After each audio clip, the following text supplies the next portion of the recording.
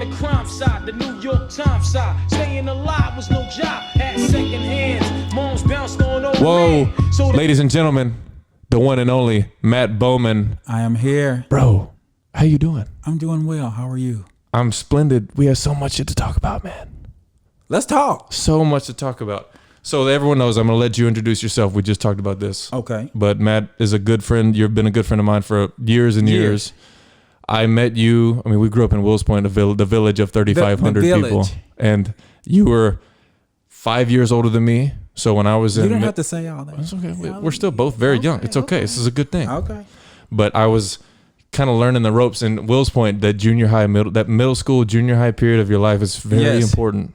And the people, that's when you start to get to know these high school people. And like, oh man, these people, like you know, this is when you're trying to become a man and you're trying to figure out how to be cool and who hangs out with who and understanding like the social dynamics of high school. And you kind of helped show me the way, you and Trey and those guys. Because I'm old. Yeah. That's why. No, not because you're old. You just had been there. Yeah, I've been there. I was there. I lived it. One of the most charismatic people that you will ever meet in your entire life. And Wills Point was lucky to have somebody like, how many Matt Bowmans go through Wills Point? One. For those of you that don't know Matt, and he's still got to intro himself here in a minute, but how many, we don't get Matt Bowmans in Wills Point, Texas. You don't get Matt Bowmans anywhere. Because you can't teach these things. I mean, you're 18, you were, from the time I can remember, you were this super charismatic, outgoing guy, brought everyone together, friends with everyone. Can only be me. Anyways, had a profound impact on my life and are a great friend of mine to this day. And still kicking it. The last year of your life is one of the most fascinating isolated segments of time in any of my friends' lives I've ever seen. So please, introduce yourself. Let me tell y'all something. I am Matthew Bowman from the small town of Wills Point, Texas. Country boy living in the big city of Dallas. Coming all the way out here to the boondocks to do this with my buddy. I wouldn't have missed it. But you know what? Thank you for having me. Yeah, man. I am, I'm just happy to be here, bro. Yeah. I mean, it ain't much about me. Well, you're about to find out. It might be a lot. It might be a lot. But I'm just happy to be here, bro. It's not a big intro. I mean, I'm just me. We don't need it. I think when people listen to this conversation, they will want to know everything about you. Because the last, and I just said it, but the last year of your life, when you talk, you hear Matt, I hear all the time these motivational stories. Yeah. And people saying, get up, do this. Savion's one of my great friends. He has that kind of energy. Get up, get after it. Yeah. But there are very few people like him, like you, who can take the initiative, change the way that we talked about this earlier. Because we just had lunch at Gloria's, by the way. Gloria's, I'll send you a check for the endorsement, but that was amazing. They need to be sending you a check. Invoice. I'll send you an invoice, Gloria's, because that food was amazing. This is not a paid sponsorship, but one day it will be. Gloria's, I'll be waiting for that email. Holler at me. And I better get a piece of that because it was my suggestion. We'll make it work. It was 10 points for Matt for coming up with that. Yeah. That was really good. But we talk about how you have to change the way that your brain works. You do. And you did that. So we're going to talk about that after we talk about Wills Point. I think for one, I don't get to talk about Wills Point much with people. Because there ain't nobody from there but us. Yeah. So yeah, but I love that place. And, I had a great childhood and, arguably, regardless of the money thing, just the people I was around like you. Yeah. That sense of community that you get in Wills Point, which is also kind of detrimental in a lot of ways. It is. Everyone knows about all of your shit. Who you're dating, who you sent a text to, who you held hands with in the hallway. Because the word travels. Yeah. With only, how many kids we have in our school? Less than 500. What did we graduate with? 165. Yep. That sounds about right. Yeah. It's small. Yeah. Small. But I mean, Wills Point will always hold a spot in my heart. When I travel a lot. Where are you from? I'm from Wills Point. Well, where the hell is that? Yeah. What do you say? I was like, hey. What do you tell people? I tell them I'm from Wills Point. It's just 45 minutes east of Dallas. Yeah, okay. I do use that a lot. Yeah. And then I sometimes will say, it's on kind of the edge of East Texas. Yeah. Or I'll say, it's in between Dallas and Tyler. We're the gateway of East Texas. That's what the gateway of East Texas. Right before you get into the piney woods. There's a lot of ways to dress up Wills Point.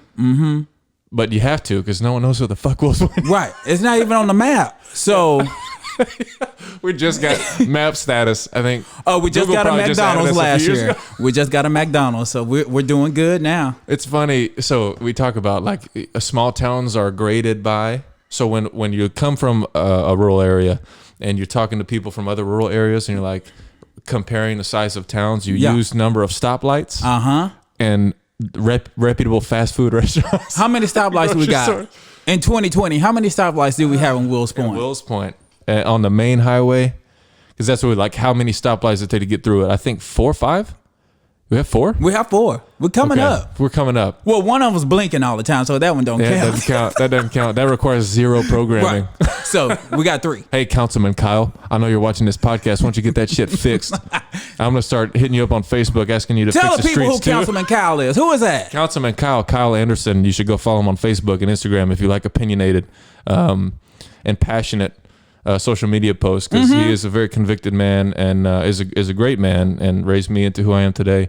But he's also Councilman Kyle, City Council member, Wills Point, Texas. And since he started, and Pops, I hope you enjoy this. Since he started, he said after every like run, I forget. He tells me all the time how long a stint on the City Council is in Wills Point. But every time he's like, I'm not doing this again. And Hannah and I are both like, all right, Councilman Kyle, we'll see you next time. We'll see you next time. He's already back. But, I think he truly loves Wills Point with all of his heart. I mean, he's that kind of he's that old school mentality, like take care of where I came from, like give back to the community. Absolutely. And I respect the shit out of that. Yeah. And we talked about, coming up in Wills Point, that sense of community. There are a lot of benefits to growing up in Wills Point, but it's tough to want to go back there because I think one of the we talk about like the benefits of Wills Point, the sense of community, the relationships that you build with people that are the long lasting. I think people truly care about each other. When I talk about sense of community, not just that everyone knows your business, that people care about you, even if they're not your immediate family members or close friends. So one of my buddies, he's from, I think he's from, I don't know where he's from, but he noticed that we stick together. He said, that's one thing I like about you country boys. Y'all stick together. I said, yeah, we do. We do. We do stick together. I'm here with you today. I mean, after all these years, we're still kicking it. Yeah. And we keep up with each other, but we care about each other's success. We do. And struggles and whatever. There has been struggles. Yeah. And we do care about you. So. Yeah. And we stick together. But we talked about like the negative aspects of growing up in a town like, and not just Wills Point. I think any small town that's not very close to a big city. Your perspective is limited if your parents, as a young person, if your parents don't push you out and get you exposed to what real potential is, what else is out in the world. Yeah. Because if you don't do that, or if someone doesn't do that for you, give you that perspective, do you think your idea of success potentially is so limited, diminished? It's diminished. So. Well, we come from Wills Point. My grandparents were from Wills Point. My mom's from Wills Point. Bowman's been there a long time. Been there a long time from Wills Point. But I was fortunate that my mother actually took us places. There are a lot of kids that never went to the city. Yeah. And we call Dallas a city because it's the biggest town close to Wills Point.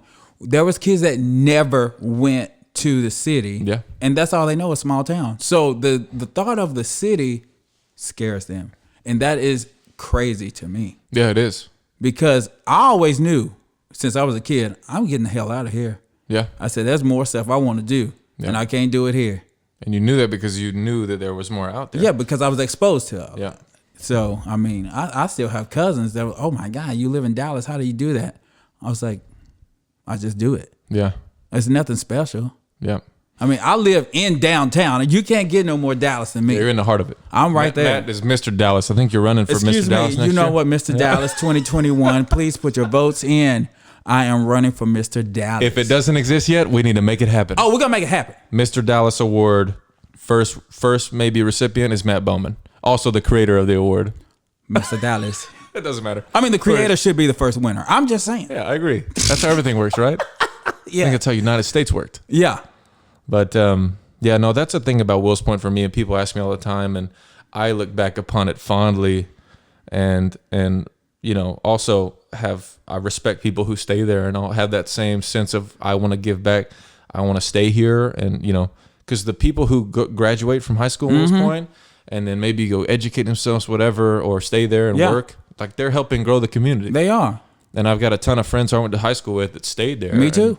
And I feel like it's easy, and a lot of times in conversation, especially right out of school, you're like, I got out of there, and you have conversations, and you kind of look at the people that stuck around in a negative light. But those people also are helping the town. You grow, know what? I used to look at those people in a negative light when I moved away, but now I don't. Yeah, I don't now because they stay for a reason. Yeah. I mean, whatever it is, whatever the reason is, they stayed, and that's fine. I mean, maybe you're raising a family. That's good. I mean, they have a sense of community in Wills Point that you can't find. we turned out okay. Oh, we turned out damn good. Woo! I mean, Tell them twice. can't nobody tell me I ain't turned out good Yeah, no, you're because right. I know it. You're right. Yeah.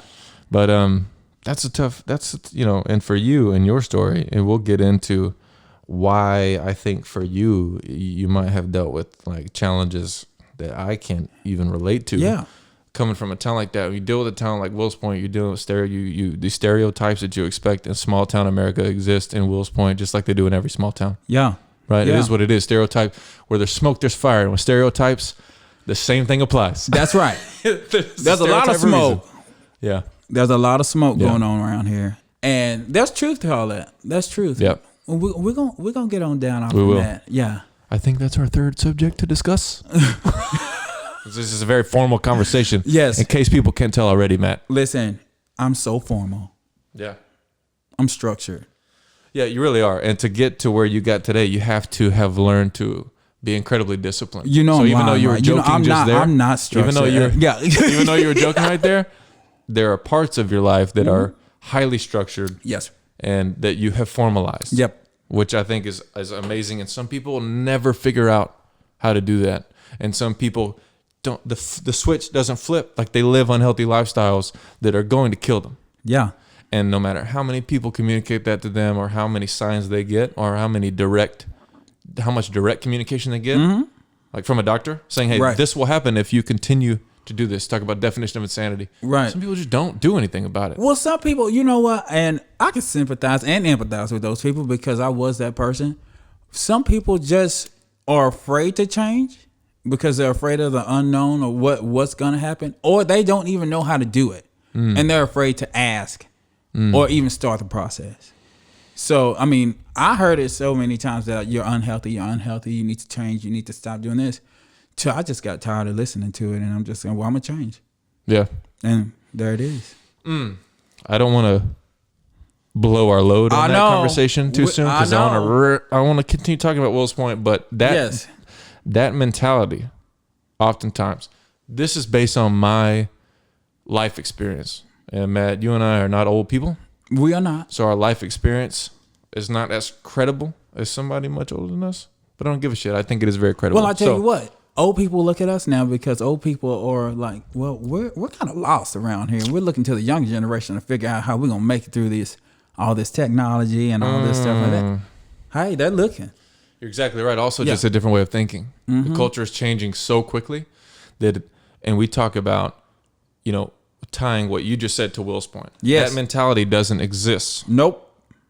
With high frequency in small towns. It does not. At least in Wills, there are a few people who had that level of self-control, relatively, in my opinion, when we were in Wills Point. And I don't know if that's because we talk about like operating in different environments. There's different levels of competition. For example, a tiger that lives in a densely populated area of tigers is going to have to be more of a badass tiger to get the water and food. You're damn right. It is what it is. Yeah. Right? It exists in nature and the animal kingdom across all species. Right. So the same thing exists within the human race. So if I live in Dallas with Matt, you have to be more competitive for dating, for work, for general communication, than arguably somebody from a town of 1,000 people, like a village in East Texas. You don't have to do anything. Right. You don't. Also, the cost of living is a fraction of what it is in like Dallas. Oh, yeah. Right? So, and the reason why that is because there is more opportunity. As a result of there being more opportunity, it's more expensive to live there. It is. More money is being I guarantee you, passed my through. rent is probably double what a lot of people's mortgages are in Wills Point. Oh, I'm sure. Oh, yeah. I'm sure. Oh, yeah. I've been there. Hannah and I moved down. We moved right to downtown. Right, live right by the office. Right by me. We did all Yeah. that. Like we did all that, and so I totally get it. But that was necessary for us at the time. Mm-hmm. And the only reason I knew that is because I had the perspective. And I feel like kind of wrapping up the negative aspect of growing up in Wills Point, and there's a lot more positives and negatives that we could cite. That's true. That's true. Not knowing that you can go and do these things, and the path by which to do them is one of the limitations of Wills Point. Yeah. Like how many people do we have to talk to say, hey, I want to do that. How do I do that? What steps do I need to take? Well, I know we didn't have that many. I don't think it's changed much, but maybe it has, but I wouldn't know because I'm so far removed from that part of Wills Point now. Mm-hmm. I just go down to visit my family and I go back home. Yeah. And it's nice, isn't it? Like getting to Wills Point, like stepping out. Yes. It almost feels like, and for those because a lot of people that don't know what it's like to grow up and live in a town like that. No. And it's literally like being able to step out of your life and go hang out in like this book for a weekend. And then this book, everything moves a lot slower. Nothing changes. It's like still the same year when you left. Yeah. It's crazy. It really is like that. It is. Yeah. And I mean, I have people who grew up in big cities like, what did you do in the country? What did y'all do for fun? I don't understand. Well, we made it up. Yeah, we did. We're also very active. We're very active. But we trained our brains to respond to positive, to create dopamine around positive things as opposed to being like kids nowadays are like blasted with fucking, time wasting activities. Yeah. And their little brains are being formed around, this very short attention span, like Fortnite, like the attention span required to be a successful Fortnite player. I don't know. I played it a little bit and I'm a gamer, so I'm not just talking off the cuff here. Right. I kind of have some perspective on this. You don't have to do really any critical thinking that's not responsive or immediately strategic. Right. So in a game like Fortnite, right, you need to, I know that there's some people here. I need to build a fort. I need to defend myself from these areas. But beyond that, over the course of 30 minutes to an hour, there's nothing. You restart the process in an hour. I never played Fortnite. Yeah, but this is what's happening. That's what so that is. It's like reading a book every hour that has slight variation. Mm-mm. Or maybe it's like this. Could you imagine reading a procedurally generated book? No. Every hour about generally the same thing? No. That's what Fortnite is. Right? So it's like, but that's what a lot of kids are doing now. And I don't have kids today, so I can't. Yeah. I don't know. But I know my cousins, they play it. Do they? Yeah. But when we were growing up, we didn't have that. So we were genuinely having to, 4-wheelers.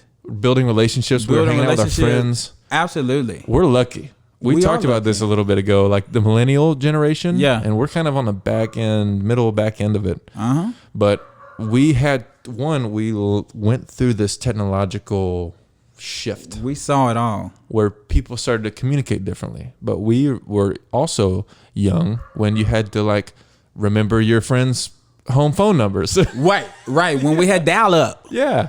Your mom would get on the phone, you get knocked off. Yeah, we went through all that. But we also learned how to use the bleeding edge social media technology. Absolutely. And communication tech today. We're dangerous.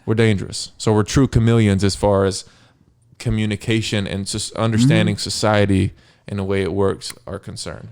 Very special. Because we can say, hey, I know you're screwing up that kid's head with Fortnite. Yes. Because I know what it's like to grow up and have to challenge yourself on a daily basis. I got to figure out what I want to do. I'm going to call Matt. Maybe we'll meet on our bikes at the middle school. Yeah. And then we'll get there and we'll see that, hey, looks like this part of the middle school roof is accessible. And we'll try to climb on the school. These are the things you do at Wills Point. And to all, I know you guys probably do this.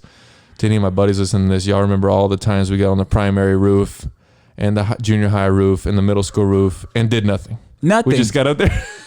What are we doing? Threw rocks off into the parking lot. I don't know. What's going on? Do. Yeah. Wait for the train to come through and throw rocks at it. That's what, yeah. Oh, yeah. I think you could ask. We can ask some of our friends about that. Joe, Charlie. Trey. Trey was doing that too. Oh, did he get? Hey, that was a bad idea. What did it? Did the rock hit the train? And And hit a car. It hit a car? Okay. Windshield, I believe. Yeah, it wasn't good. Because I heard about it, but I didn't know all the details. Well, I heard all about it. So, yeah, I heard about everything in Will's Point. Everything came through my desk. Yep. Everything was on my desk, and I reviewed all information. That was like the coordinator of relationships in Will's Point and goings on. Yeah, there's people today that are still married because of me. So, I mean...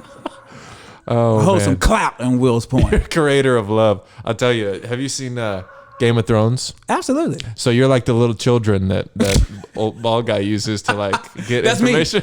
Me.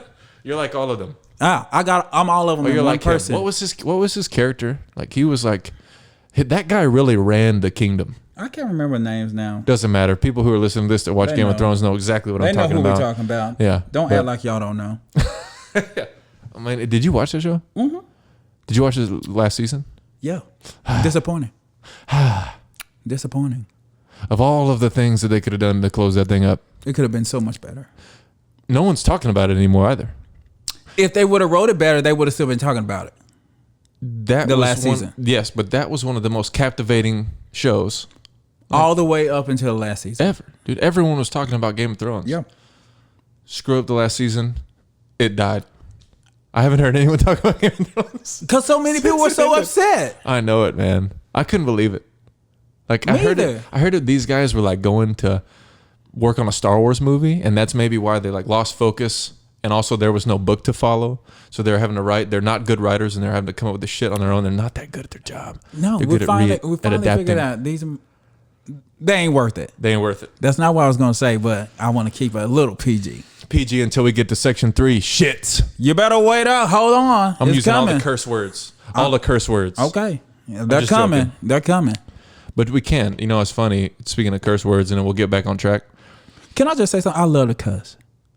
Do you? It's one of my favorite things. Do you remember how much fun it was when you're like a kid and you first learned that you can say them and like the lightning doesn't come out of the fucking sky and kill you? Right. I love it. With your buddies. I can string them together. I'm a professional at cussing. Really? And yeah. Like eloquent cussing or like repetitive, like... No. Some people aren't eloquent with it. It's so eloquent. And I can make it sound so classy. Like it's its own language? Oh, absolutely. Maybe we'll try that. We'll have a cussing tutorial after this. Yeah. And I can teach you some things. Yeah. I feel like the people who... Because this... Have you heard that maybe in business, people who curse are unable to effectively communicate with using I think that's the biggest lie and misconception I ever heard in my life. I think so too. Why do you... it doesn't matter why people think it, because it's changing, just like people also aren't required. Whoever made that up just don't know how to do it. That's why. That's what it is. That's exactly what it is. Yeah. Isn't that why everything becomes a problem though? People don't like things that they don't know how to do. I think you are one of the smartest people if you can put together some cuss words can make them. Hey. Yeah. Hey, we'll see. So maybe we'll do this cussing competition tutorial at the end of this. Or we'll have a little blooper that we can send out. Do you have a censor here? Because you might need it. I can do it. Yeah. I have applause. So if you string some really good ones together, this is what people hear. I'm going to say hit that. Oh, man. This is a good one. That is good. But, Will's Point, man, I tell you, I think it does because it's, I don't want to say less competitive because I don't think it is. But I think there's just because as a result of there being a lower population density, there's not as many options for everything. There's not as many resources for us to be successful there. Right. So great place to grow up. And Absolutely. This is what I tell people. It's a great place to grow up. Yeah. For me and for what my goals were, it wasn't a great place to live. Right. But I'm telling you, I loved growing up in Will's Point. Yeah, it was absolutely. Awesome. It was awesome. Loved it. But as I got older, I realized for what I want to do, it's not the right place for me. Yeah. Yeah. But tell you what, that high school that looks like a prison. That's right. It's a beautiful place. It was I had so much fun in there. Oh my gosh. We could go down. I feel like we could have multiple podcasts just telling stories about shit that happened in Will's Point. Listen, we could because I got some stories. I've seen some good lunchroom throwdowns. Oh yeah, there was always one of those. Maybe once every month, once every quarter or so. Yeah, I'm talking about some good ones. And you know, we had long ass lunch. Yeah, we did. So you had time to beat ass. You did, man. There were scrappy people in Wills Point. Now that's one thing. Another good thing that's about one it. We thing gotta talk about this. There's some people that can throw down out there. Yeah, Wills Point has scrappy people. You know, I took Hannah, and this is my story, and then you gotta tell me a story about Wills Point. So I took Hannah, who's from Burleson. Burleson's like a nice, semi-suburban town, right outside of Fort Worth, Texas. Yeah. But everyone, like, she showed me like pictures of the people she went to high school with, the girls she went to high school with. I was like, if I would have seen you guys in high school, I would have been up here every weekend. Like, I would have been like a virus to your town. Me and like 3 or 4 of my buddies would have been here all the time. Because, that's how we did in Wills Point. But there's something in the water there. Anyways, doesn't matter. Very different than Wills Point. Mm-hmm. Also very different average income. Tell us how it was different. I'll tell you. I'll just tell you Hannah's response to being around my people from Wills Point, and especially the women from Wills Point. Mm-hmm. So we went to some party. Hannah's a super genuine, sweet, love her girl. I mean, that's really who she is. Yeah. She, to the extent you almost think she's hiding some shit. You know what I mean? But she's not. She's just that way. Crazy. Anyways, went to this party. And I think who was there? I mean, there's a lot of the girls I went to high school with that were a couple years older than me. Maybe a couple of people from your class. I'm sure because my class liked to party. Yeah, and like the Mazingo's old crew. Oh yeah, like some of those girls were around, and of course all of them were my people. We left, and Hannah was like, "Girls here are just aggressive." Aggressive. I was like, what do you mean? She's like, just the way they talk to each other. I was like, yeah, but the drama doesn't last nearly as long here as it does. No. Because the girls here fight in the street. I said, you throw down, beat your ass, and move on. We got to move on to something else. Yeah. It's another party going on. It really is that way, though. Yeah. And people talk about being hard or, I'm from the hood or this or that. But like in Wills Point, you'll get your ass whipped for the smallest thing. You won't get your ass whooped. You get it beat. You gonna get your ass beat. Yeah. It's crazy because out there, and this is, I think, one of the benefits of a small town. Yeah. We didn't talk about it. It's like, it's okay to fight. But another thing? They always got your back. Yep. No matter what. You could have fought weeks, days ago. Yep. But if you get into a fight with somebody else from another town, yeah, they got your back. Yeah. It's like, even if they hate you. Yeah. It's like Gangsta New York. It becomes like Gangsta New York or like a Game of Thrones episode, like one of the big battles. Like if we're at basketball games. Oh God. The basketball games are so bad. Ooh. Because it would be like, all of the high school, like all the kids in high school are going to these games and we have nothing else to do. All of them. That's what we're going to do. Yeah. Every kid's going to be there. And we would roast the shoes, the socks, the outfits. We would look up their girlfriends' names on Facebook and roast them and their whole family. If their uncle looked crazy, we would just back and forth. I can't tell you how many basketball games we went to and almost got in a fight with the other town in the parking lot. Oh, yeah, in the parking lot. Or did. You know what I mean? I'm just like, look, this is... But at the time, though, it was normal. Yeah, that was like a lifestyle. That's what you do in a small town. You like to fight. It's just what you do. It's a thing that happens. Yeah, that's what you do. But that's fun times. Crazy thing. It's fun times, but it also teaches you. And I talked to someone, man. I was talking to Bailey and Jocelyn. I was like, I went through this powerful monologue about why men should at some point in their life experience the true potential for violence of other men, just so that they know.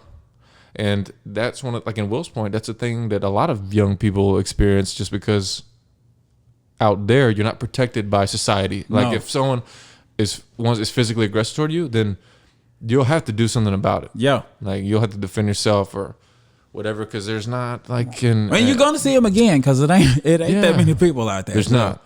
Yeah. So you just gotta deal with it. Yeah. But there's not.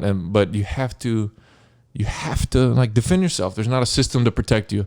And we talk about and we'll kind of go into talking about weight and you losing so much of it. But in society, it's almost okay. Well, I think it's changing a little bit, but our society protects people who don't compete a little bit too much, in my opinion. Okay. I feel like just in general. So I feel like obesity in general drives up the cost of healthcare in the United States. Right.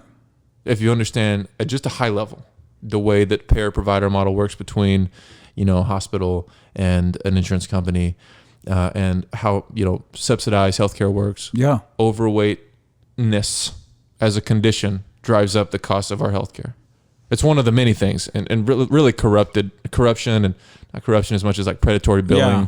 That was really what's driving it up. Right. But like being unhealthy willingly or voluntarily is also making it very expensive. But it's you can't, in society, it's not okay to say that. Almost, it's getting better. I feel like now you can, like, a doctor can say it, but if someone says something derogatory toward a person that's overweight, you'll get canceled today. That's true. Real quick. That is true. Even if you said it like a few years ago. So, and I think in Will's point, those things don't exist. Those You're right. protections. I never even thought about those that. protections don't exist. That's just an analogy of like Yeah. our, and Will's point, that kind of mentality that you settle your own problems, that type of thing. And I We think don't sue that's each why you and me are pretty successful in business, because we don't have that filter. Yeah. I Yeah. don't. Yeah, you're right. I mean, I'm not. Some people get so overwhelmed with having to remember all of these confines under which they can communicate. No. But you can't do that and have a real conversation with somebody. You No. can't. Yeah. You But can't so do it. many people try to do it, and like just like social media, and what we were talking earlier. Like, I feel like a podcast, especially for a guy like you, super charismatic guy who a lot of people could learn from. Mm-hmm. You having just an Instagram page is a disservice to the people who are interested in you. Because if I know Matt Bowman, I want to listen to you talk. I want to hear how you think about things, This is true. Because And, you don't have filters. You just say what you mean. I don't have filters. And this is another thing when it comes to, like, I'm asked all the time, do you have dating apps? I said, no, because I will go out and meet whoever I want to talk to. Yeah. I will find them. Really? And I'm So you not, don't do the dating? You don't do the dating I've app? never been on a dating app, Really? ever. Really? And I ain't been in no desert either. Yeah. If you know what I'm saying. Hello. That's funny, bro. Yeah. I ain't know how dating apps, and I've never been in a desert. It ain't never been dry around here. I'm just going to tell you. That's what I'm going to say. Ladies and gentlemen, Matt Bowman. Let's hear it. Let's hear it for Oh, that's funny, man. But no, you're right. But you also have that kind of people would say you have an old soul, I do. but it's just you're a product of your environment. Yeah. And then when you were exposed to this world that you live in now and thrive in, you're like, what the fuck is wrong with all you people? Yeah. You're distracted. I was raised You're around a bunch of distracted. old people. Yeah, They raised me right. they did. Yeah. And that stands out It does. amongst a lot of people. Yeah. And So- when you get, and there's a lot of distractions. So, and I don't know if this experience for you was like it was for me, but when I got out here and I'm all of a sudden dealing with all these people who have all these distractions, Yeah.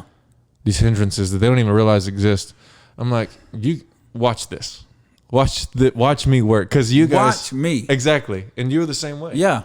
Because we were like, it's almost like Will's Point created, like, it was like a pure upbringing. It was. It To an really extent, was. Like That's one of the many good things. We Yeah. had a really good upbringing in Will's Point. Yeah. Yeah, I think it's different for everyone.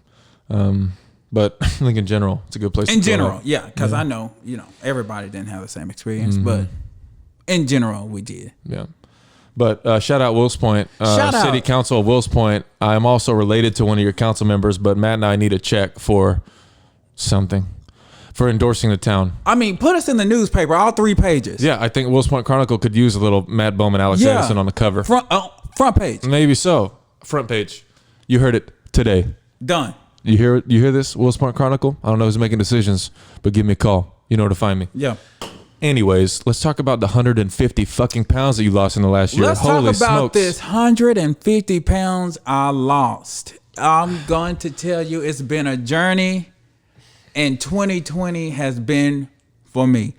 For everybody else, 2020 has been shit. Yeah. But I'm telling you, I turned it around and made it good.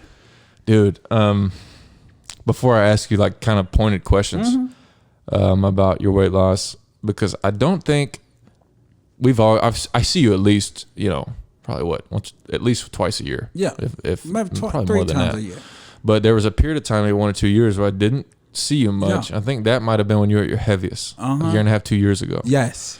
357 pounds was my heaviest. And you're what, 5'11", 6'? 6 feet. 6 feet tall? Yeah. So you could carry a lot of weight. I mean, you got a big carry frame. some weight. Yeah, because Yeah. you didn't look like you were that heavy. No. But I never saw you at your heaviest. Mm-hmm. And all of a sudden, I see you. The last time I saw you, right before quarantine, we went to a happy hour. Like the day before all the bars shut down. It was the day before. Yeah. Right? Which is a fucking long time ago. Was that March? Mid-March? Yeah. Was it early March or mid-March? I It don't was remember. mid-March. All the in months early run together teens. now. That was a long time ago. Yeah. But you had lost a shitload of weight then. Mm-hmm. I mean, you walked in and I was like, Matt, bro. Yeah, I remember. What are you doing? Yeah. I always follow you on social media, Mm-hmm. and I'm seeing you lose from mid-March to today. Yeah. The transformation was crazy.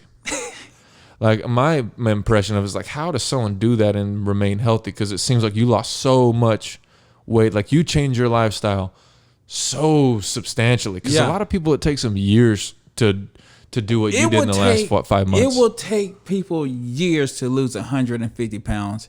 But I'm gonna tell you how I did it. Yeah. The very first thing I did, and you don't even know this, I got weight loss surgery. What kind did you get? I got a gastric sleeve. And it worked? Just like that. Really? Yeah. I am the billboard for weight loss surgery. And if you can get it, to anybody that's listening, do it. Really? But it's not easy. Not the band, the sleeve. It's not easy. What do you mean? How's it not easy? This is what I'm gonna tell you. So before the surgery, I can eat anything whenever I want, how much I want, drink anything I want, whenever I want, to going to you can only eat ounces of food. Do you know how that messes with your head? Oh my gosh. Yeah. That's crazy. Anybody that has ever seen my 600-pound life, even though I didn't weigh 600 pounds, those people usually fail after their surgery because they don't have the right mindset to do that surgery. Yeah. Because you can make the surgery ineffective if you don't change your lifestyle, right? I've seen it happen. Absolutely. I know Me people too. who've done that, and I have they're too. still fat. Yeah, they're still fat. And if you don't have the right mindset, because you see me, after I had the surgery, I started riding bikes. I started swimming. I started running. I started doing HIIT workouts. And I do this every day. Yeah. 7 days a week, I'm doing something. Mm-hmm. That's the mindset you got to have for this surgery, or it won't work. Yeah. And it's also like, why would you put yourself through that and not do everything you can to maximize the efficiency of that money you spent and time So you were in down? the United States, that surgery, I got a bill. That surgery overall cost $32,000. So why would you spend that much money and not make it stick? But it's a mental thing, man. Yeah. It's mental. So with that sleeve, do you take that out at some point? No, is it this permanent? is permanent. It's permanent? It's permanent. And does it shrink the sleeve? So does it shrink So what they do is the intake, or they go in and cut your stomach down to the size of a banana, okay, so they reduce the size of your stomach. and they sew it up. Gotcha. So, and it's permanent. Mm-hmm. And that's the best decision I ever made in my whole Really? life. Mm-hmm. That's what kind of kickstarted this. Yes. Because you completely changed the way your body looks. Absolutely. Right, and you muscle mass. Most you can people see don't muscle do mass that and- because I do 200 push-ups. I do 100 sit-ups. I do all that stuff because I want to see results. Yep. And I take vitamins. I take protein. I drink proteins. You have to do that kind of stuff. Yeah. I mean, this is stuff that I was doing before, Yeah. but not to this extent. Right. And how did you get to 300 and what was your max? 357. How'd you get to 357 pounds? So I got to 357. What all happened to get you there? So life got to me. I started working, and in my job, I traveled a lot. So when you travel, you just eat what you can when you can, whatever it is. You see your McDonald's, go there. You see Wendy's, go there. I mean, it doesn't matter because you don't have much time to think about, is this healthy for me or not? Because you got a job to do. I was always on the road. Yeah. So after college, I got huge. And I didn't even think I was that huge until I looked at the pictures. But I was wearing a 3X shirt. Now I wear a medium. Oh. Yeah. And you threw away that 3X, didn't you? Oh, it's gone. Well, we don't throw away here. We donate. Yeah. So yeah. That's what donate. I meant to Give say. back to the people. That's what I meant. Of course. Yeah. Obviously. But yeah, so I mean, man, this journey has been so crazy. It's crazy. Yeah. Because going from I lost 150 pounds in less than a year. But how did you? I'm really curious. So you think like getting to 357, that was primarily just the result of you traveling, Being not having easy sedentary. access to I mean, sedent- I was just sedentary. I just got lazy. Yeah. That's the bottom line. I was lazy. Yeah. I could have ate right. I could have worked out on the road, but I was just lazy. Mm-hmm. And when I got lazy, I paid the price for it. Yeah. Yeah, you did. And that's the bottom line. It's not complicated.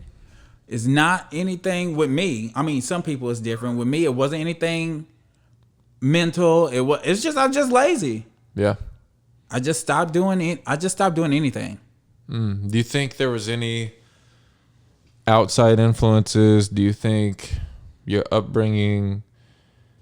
Do you think? Because I think that family, like one of the only reasons that I do, and I kind of had a head start from a health perspective. Like Dad was cooking steak and a vegetable. Yes. Or like some protein and a vegetable every night. Not carby shit. There were no sodas in our house growing up. Like it was kind of passed down to me a little bit. Yeah. From my old, because this is the way we ate. And my mom kind of also showed me, cool, interesting foods and found, learned what hummus was. Like, did you feel like any outside influences? Oh, I affected will that say also? that was not the case in my house. We were eating everything. Yeah. I mean, we had the chips, the cereal, we had the cakes, the apple pie. We had we had it all. We was throwing down. You know what I'm talking about? Yeah. We was throwing down, and that just carried over. Yeah. I mean, that's comfort. Yeah. It makes you feel like, oh, this reminds me of whatever, home, when my mom used to do this. And so when I moved away to college, doing the same thing. Yeah. I mean, That's what I you didn't knew. change. That's what I knew. And that's what happens to a lot of people. You do what you know. You're afraid to do something that you don't know about. And you're just uneducated about the whole situation. But there's so much information now for us to be educated about health. You really don't have a reason not to be healthy. That's a great point. And also something we benefit from, and why it's okay to grow up in Wills Point now and still be able to do what we did and what we Absolutely. did. Because we went through that whole technology Yeah. curve. So we know what it's like to have to phone your friend, Yep. remember their home phone Yep. number. We also know how to communicate with our artificial intelligence, like, Yep. OS system on our phone and ask for it to Google search something. Exactly. If you can do all that, you can figure out how to be healthy. So, I mean, it's just amazing at how different it is now, Yeah. as far as all the information that we have at our fingertips about anything. I'm not even talking about health, about anything you want to know about. You don't even have to leave your house to figure it out. Yeah. It's wild. Yeah. And it's also institutions of education Yes. are suffering Yes, as a result. absolutely. We had a couple of interns, and this is not in our, we weren't planning to talk about this, but it's interesting, and I'd like to get your perspective on this. So 2 interns that did a research project on the inefficiencies of the higher education system, and looked at a lot of different scenarios, right? The federal guaranteeing or the government guaranteeing loans, basically creating this environment where colleges started to build nicer facilities that were not specific to education to jack up the price of college, because they knew that these students who were not going to be vetted from a traditional lending sense were going to get these loans because the government was going to guarantee them. Yeah. So the college is like, great, sure, we'll accept you. You hit your loan. Here's your financial. Come to our financial It's aid so office so we can easy. help you get that loan So that the easy. government will ask you to repay. Oh, yeah. For 22 years. Yeah. It's crazy. But also information is so easy to get on your own. Mm-hmm. I can go and learn how to code for free. For free. There are intermediaries who have, and what the interns basically propose is that it should be privatized. Higher education should be privatized. One, the workplace is changing so dynamically. Technology is changing so quickly. The old format cannot keep up. 4 years and then another 2 years for you. It won't keep up. Can't keep up. And also, it's so fucking expensive because you're paying for so much shit that has nothing to do with you learning how to be a software engineer or a financial analyst or It's a doctor. crazy. Or whatever. I don't know. It's gonna have to be a total overhaul of that whole system. What do you think is going to happen? I mean, you heard about Harvard, like, not letting Asian Americans in because they had too many of them. Do you remember that scandal? You remember hearing about that? Who don't want Asians in that school? They're the smartest people. That's who helped me get through college. But that's a crazy thing. It's crazy. That's crazy that is even happening. Why? Well, I think that you're dealing, and you see this in any industry that's going through a fundamental shift. You work in automotive industry. I do. We just talked about what's going to happen and how much money is being spent that no one knows about on infrastructure for electric vehicles. A ton. Ford, GM, these major companies. All of them. Ford, Yeah. GM, Chrysler, Honda, Toyota. They're all getting into these electric vehicles. It's going to change the world. It's going to change the industry. It's going to change the oil industry. It's going to change a lot of stuff. Yeah. And they just got to be ready. Yeah. But at the same time, when that's happening, and Ford is investing all this money on this Mustang Mach-E that doesn't make any sense, they named it fucking Mustang. Mustang. I don't understand that. They're also making a Ford GT500, Shelby GT500 Mustang with like 700 plus horsepower. Exactly. That drinks gas like Same thing I with sweat Dodge. on You 100 got degree the weather. Hellcat. You got the Hellcat. And I'm just like, I don't understand. So it's like, okay, this crazy shift in the way consumer demand works is creating this polarization. So you got these people who are like, look, it's here. Electric vehicles are here. I'm going to go get my Tesla Model 3 today.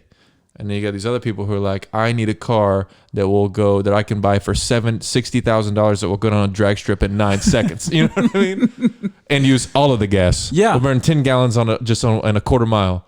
And the same thing is happening with education. So I think, and we saw it, we already went through it with entertainment and Netflix and Blockbuster. That's right. Right? We saw it happen there. That's right. Blockbuster trying to get creative, but relying on an old foundation. Same thing is happening in higher education, but there's so much money around it. So and much tradition. Like, I still hear, they graduated from, Dartmouth. Yeah.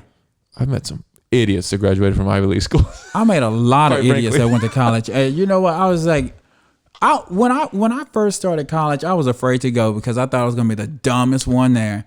And I realized I was like, all these fools are dumb. Everyone's stupid at 18 years old. Everyone's fucking dumb at 18. I'm just surprised I made it through, but I did. Yeah. Yeah. But I mean, you know what? I honestly think when I used to go back and speak to the seniors. Did you know that? In Wills Point? Yes. Really? They No, I called did me not know back. that. They consider me one of the successful kids from Wills Point. So I used to Well, go you to are. them. Yeah. So I used to go talk to them. And I would tell them, I was like, college ain't for everybody. And the teachers would look at me like, what the heck? It's not. So quit teaching that shit. Preach. Quit teaching that shit. That's a problem. Tradition to a fault. Right. I understand Hinders if you want to society. be a doctor, so you got to go to college. But there's a lot of kids, especially from Wills Point, Yep. that are really good, that would be really good at trades. Yeah. Absolutely. You should be teaching that too. There should be trade schools. There should be dual credits for trade schools. Yeah. Or if I want to learn how to be a finance professional, I shouldn't have to go pay, on average, $27,000 to learn how to be an accountant. I should be able to go to some vocational school or some privatized training program that has partnerships with clients that will end up in you getting a job with these clients who help design the program. Exactly. And now you're going to see free market competition that doesn't exist within the higher education system. Because you can go to Grinnell and get, go pay $57,000 a year for your software engineering degree, or go to, Florida State University and pay $5,000 a year or $6,000 a year and get the same starting salary. It's crazy. So, at some point, it's going to happen. At some point, it's going to happen in the automotive industry. It's coming. It's like these things happen, and every time you go through this like pivotal shift of something. Yeah. You deal with that. You deal with people who are really in favor of the old way of doing things, and then people who are all on board with the new trend. I'm new school, baby. I am too, man. Yeah. But I also would love to have a Corvette C8 sitting in my garage right now.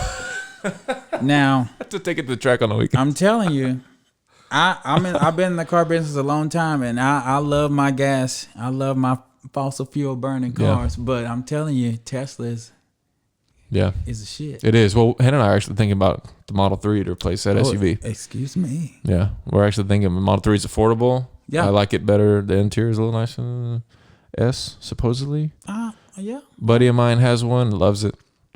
And you know, our commute is 20, 25 minutes. Yeah.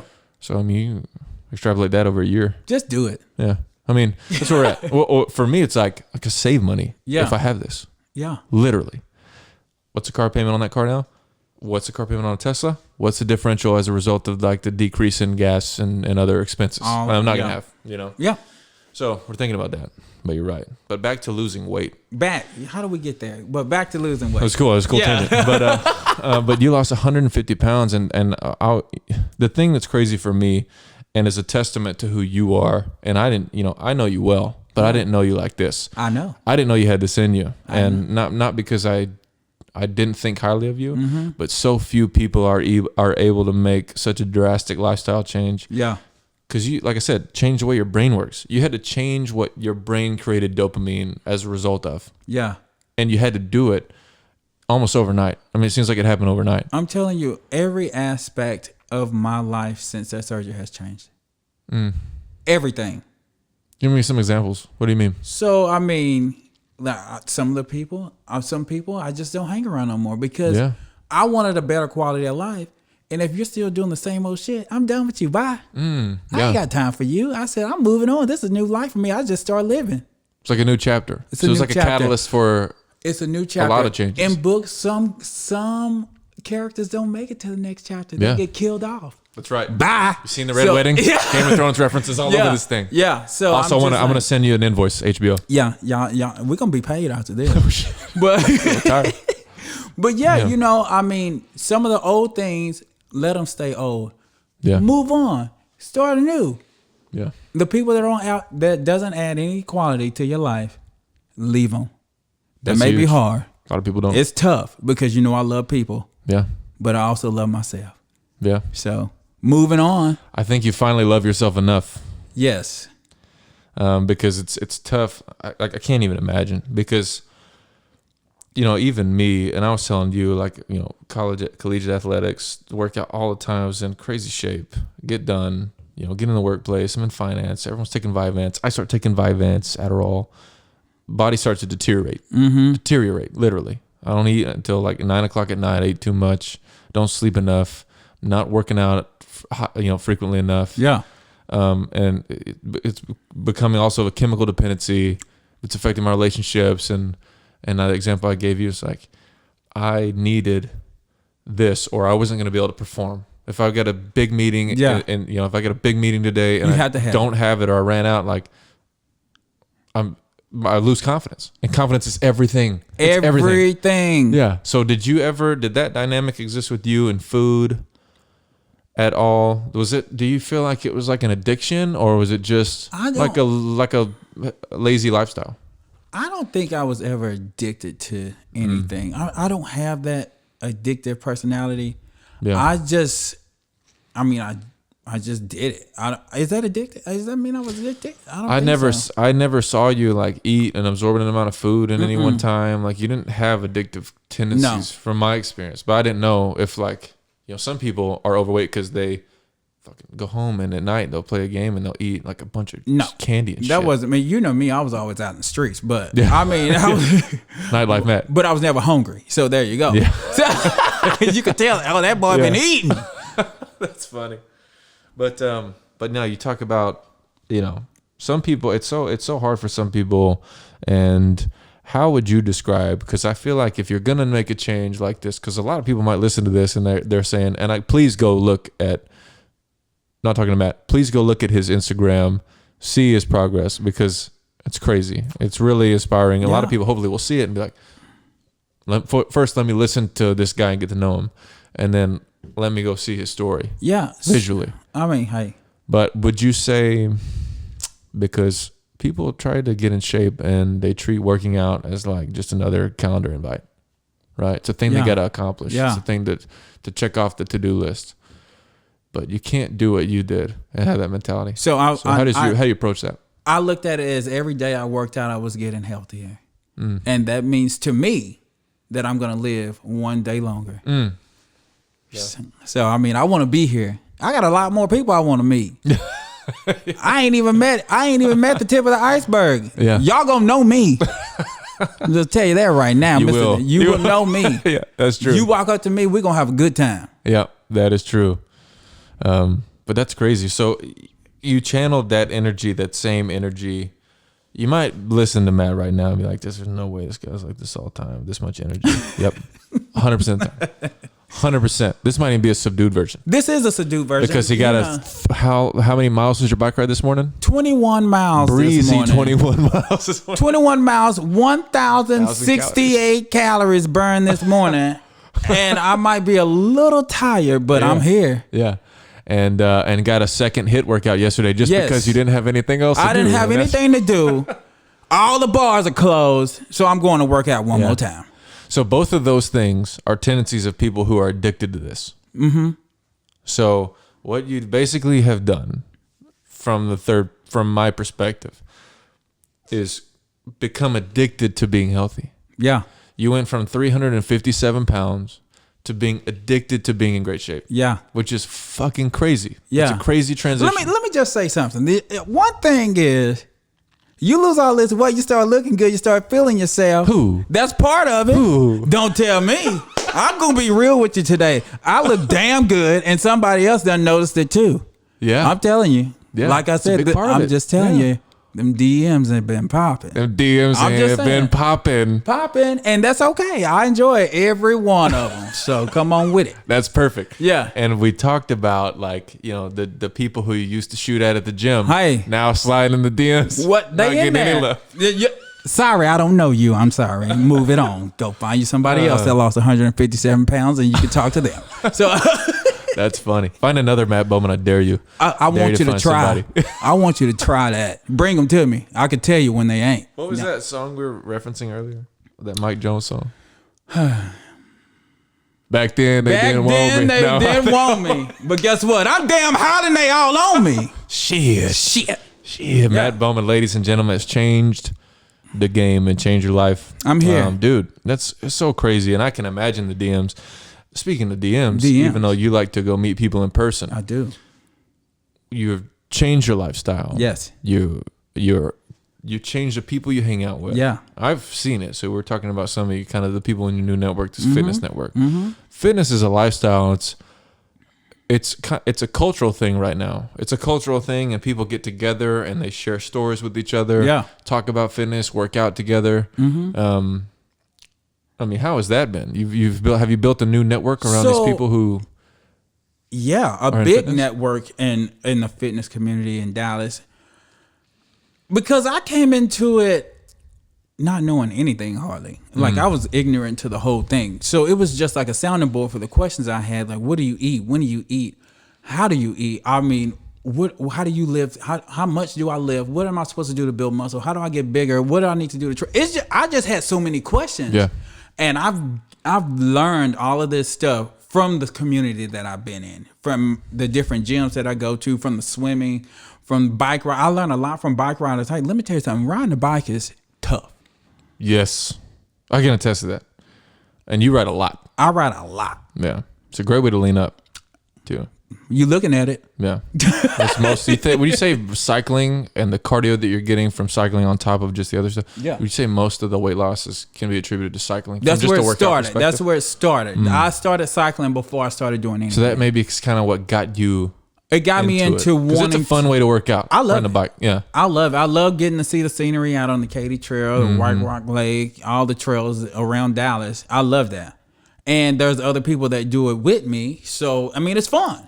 Yeah. So I like to have fun when I'm working out. And when I'm having fun, I will get addicted to that. Yeah. Yeah. Yeah. And that's the thing. So you have made this an addiction of yours. Yes. Because you have found ways to make it fun. And a lot of that, I think, because the way you do things is you found people that you enjoy being around. that also do this. If you're gonna be addicted to anything, be addicted to something that's good. Yes. Yeah. Yep. And you talked about this earlier. You said this, and that is really powerful. You said, "I only do what I think I should," or what did you say? I only do what I want. I do what I want, and I do what I should. And those things are the same. Yeah. Which is really awesome. By the way. Because if that's not the case, it could be a problem. But you don't do what other people think you should do. You do what you think you should do. Yeah.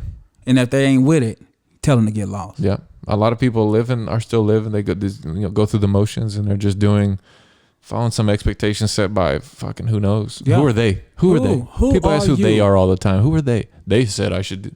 They say they don't say shit. They're not telling me how I live my life. But you completely circumvented that. Yeah. You have gone from 357 pounds and have not only changed your lifestyle, but you completely immerse yourself in this fitness culture. Yeah. Like this fitness lifestyle. And I get so many activities. messages of people saying, you are inspiring me to do this. I said, you know what? That's good, but I got to see it. Yeah. Because if you tell me that and I don't see any change, that means I didn't do my job. Yep. Ooh, that's powerful. Yeah. So do you ask these people who reach out to you like, hey, man, your story's awesome. I want to do it too. You're like, okay. This is what I told them. How did you do it? Get your lazy ass up. Really? Do something. Do something. Do something. That's funny. Yeah. You can go back on my Facebook, my Instagram. You can see my comments. How'd you do it? Get your lazy ass up and do something. Is that what you tell people? Yeah. Are you doing any coaching at all? I know don't you have do people coaching. ride with you. I don't do coaching. I mean, I'm not the coach type. I just don't. That's nothing I ever wanted to do. Yeah. But I mean, I just want to be. If you want to join me, come on. And that would be my point. I'm not a coach. Yeah. It's just I just do what I do and have fun with it. I don't want to be that responsible for somebody else. Yeah. I mean, I'll be responsible for you if you show me that you've done what I've done, but I don't want to coach you. Yeah. I'm not a coach. Yeah. I hear you. But you're probably a good one. I probably would be a good coach. I mean, I'm good at everything. I'm good at everything. So I probably would be a good coach. From the man himself. Yeah. No, I think you are, man. I think the most important thing for anyone, and this is something that I know you can resonates with you. You have to be able to communicate with people effectively. And build relationships. I love communicating. Yeah. And I think you're born with that. Yeah. I'd agree with that. You're born to, or at least it's formed at a very early part of your life. Early age. Right, that skill. I mean, it was formed back on the playground. Right. This is my swing. Get your ass on it. See what happened. That's effective communication, people. Yeah, that's true. That is effective communication. But no, I think you're right. I think it is something that you can't teach. That you can put people in situations where they might get more comfortable doing it. But you can't teach it. You can't teach it. Because if you are having a conversation with somebody and you're trying to remember the procedure to follow, good fucking luck having a conversation. I was a car salesman for a long time. So you have to know how to communicate. Yeah. There is, if you don't know, steps to selling a car. But if you're thinking about those steps all the time, you won't sell it. Yeah. I didn't even follow those steps. I just be me. Yeah. And I made conversation. I communicated with the people. Find out what's important to them. You're gonna sell it. Yeah. You're right. You're gonna sell it. And that's why I think, talking about sales extraordinaires, Matt could probably write a book on sales, and sales strategy. Coming out soon. Yeah, you should. I should. There's a lot of things you could do. New chapter, Matt. We got all this new shit going on. Maybe a new book is necessary. Damn. Right? I think I've talked to like 2 or 3 people writing new books. You're the next. Okay. Coming out. But that, I feel like, and you and Hannah are this way, and I'm the same way. When I'm meeting people, even though there's, like at this meeting next week in California, and this deal could increase the revenue of our company by a substantial amount. I'm talking like 10 to 20%. Okay. At scale. I mean, so the stakes are very high. But my approach with that and with the people who have been involved so far is a very personal one. And that's just the way I handle everything. Same. I deal with what I do, a lot of investor management or selling the success of the companies that I'm representing to investors or banks. So I say, this is our, or sell an investment decision to a board. So, you know, the most important thing for me in that is not knowing exactly what strategies I'm implementing when I'm having the conversation and moving the pieces around the board. It's, I want to build a relationship with the people as quickly as I can on the other side of the table. Yes. And I want to understand what their challenges are or what their desires are. And through my relationship with them, identify solutions. Absolutely. But through the relationship. Yeah. Not by trying to strategically understand all these things and then put the pieces in the right place. Because if you do that in sales and business, you'll get in the way of yourself. So I think some people like get stuck in ruts in business and they don't know why. And I feel like if you're going to focus on anything and make yourself a better business person, work on that. Yeah. Work on building relationships. I love relationship building. Yeah. That's what I love. I mean, more than anything, I love building relationships with people. Yeah. And it doesn't matter where I meet you. I won't forget you. Yeah. When I meet you, I remember. And that's important. It is. And I remember your name too. Yep. That's important. Yeah. That's huge. Some people aren't good with names. For those people who say you're not good at names, get good with names. Get good with names. There's no other way to put it. Remember somebody's name. Yeah, that's an easy thing to do. Yeah. But you're right. You know, when you can engage with someone in a conversation, especially if you're having a business conversation and you just met that person, or it's a first call. Yeah. Or first meeting face to face, and you use their name in conversation. Absolutely. I think it's becoming a lost art. And the people who do it well, when I'm talking to them, I'm like, this person's really engaged in what I'm saying. They're engaged in this conversation. When they're using like Alex, interjecting Alex in the conversation with me, I'm like, I like this guy. And you remember that. Yeah, you remember that. Yeah, I'm telling you. That's a big deal. So even if you don't write a book, listen to what Matt just said. Mark it down, right? Lock that in your memory. Chapter number 1, remember the name. Chapter 1, remember. That's great. Chapter 1. Listen. What are we doing? Listen. What is happening? We got checks coming in from these big companies. You know who you're sitting down with. It's going to be a knowledge session here tonight. There's wisdom bombs all over the place. I think you're going to need that Thor's hammer for this. Oh, yeah, I got it. For this shot. Yeah. For the cover. But let's move on to something that I think is super interesting. Oh. Super interesting. Yeah. And Matt, you've been a friend of mine for a long time. And I was, honestly, speaking candidly, because no one's listening to this, just you and I. You told me this morning that you came out as bi. I did. Well, how many weeks ago? 2 Officially, months. 2 months. 2 months ago. Yeah. But not like in a public fashion. You came out with the people that are close to you. Yes. Everybody that I thought should know, knows. And whoever else finds out, just finds out. Yeah, they find out.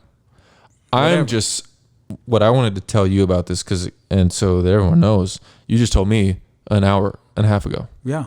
Or so. But I also am close to you. Yes. And I've kind of known. Yeah. Right? Because, I see you. I know you very well. It is what it is. It is what it is. Yeah. But I was just so happy. Like, you're going through all these changes in life. And it's so much fun for me to see you get to do all these things and enter this new chapter with everything out there. Right? This new launch platform. Thank you. And that's one of them. This is Matt. Yeah. I am Matt Bowman. This is me. Yeah. I look at it like, I only had 50% of the population I could look at, and I could look at 100%. What are we talking about? You don't discriminate against anyone. Nobody. Anyone. So come on with it.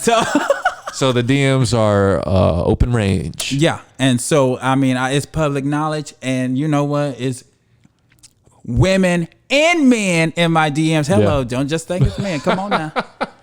That's funny, man. It is. Well, I just, for me, like I said, I just feel excited for you that you don't, because I grew up in Wills Point too. And, you waited until you were what, 30? 33. 33. Yeah. Still a young guy, but Yeah. that's like kind of. That's late to do that. Yeah. It is. Yeah. You've been in the dating game for a while now. But so why did you wait?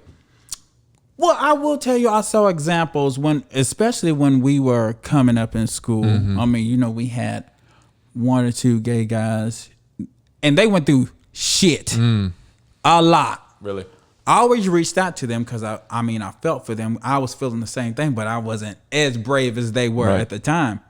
But I knew that if I did, I didn't want to deal with the bullshit. Yeah. I mean, because you know what? I will fight you. Yeah. So, and I'm young and I'm Yeah. emotional, and if you say the wrong thing, that might be it. Yeah. So That you might want to be it. get done in today, Yeah. but I didn't want to do that. Yeah. I mean, and I struggle with that because I know all the love that I had back then would have been the same. Yeah. I mean, I probably would have lost some people, but that's okay. But very few, because Very I few. don't think people. You're such a genuine person. Mm-hmm. And like, when did you know that you were interested in men and women? Oh my God. I mean, forever. Or as Yeah. early as you were attracted to Yeah, people. yeah. So I mean, your whole life. Yeah. So, but people like Matt and care about you because of who you are. Mm-hmm. Yeah. That shit doesn't matter at all. So that's what most of my friends said. All of them. They were like, you have been here for us through every situation we've been. You've been in our weddings. You've been in our parents' funerals, our grandparents' funerals, the birth of our children. You are the godfather to some of my friends' kids. They said, we want you to be happy because you have made us happy. Yeah. It's time for you to start living. Yeah.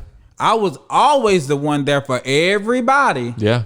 And then when I go home, I'm dealing with this in my brain, in my mind, Yep. in my body.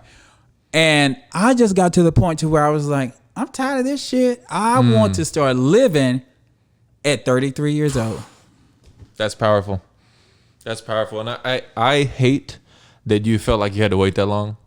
Yeah. But I'm so glad that it's here now, and you're still a young guy. Still young. So Still you're still out a here in very these young guy, streets. and Still can show all these young whippersnappers what to do. Yeah. I'll show them how to do it. Yeah. You know it. So, Yeah. But I'm just telling you, if there is somebody out there that's dealing with this, just in your own time.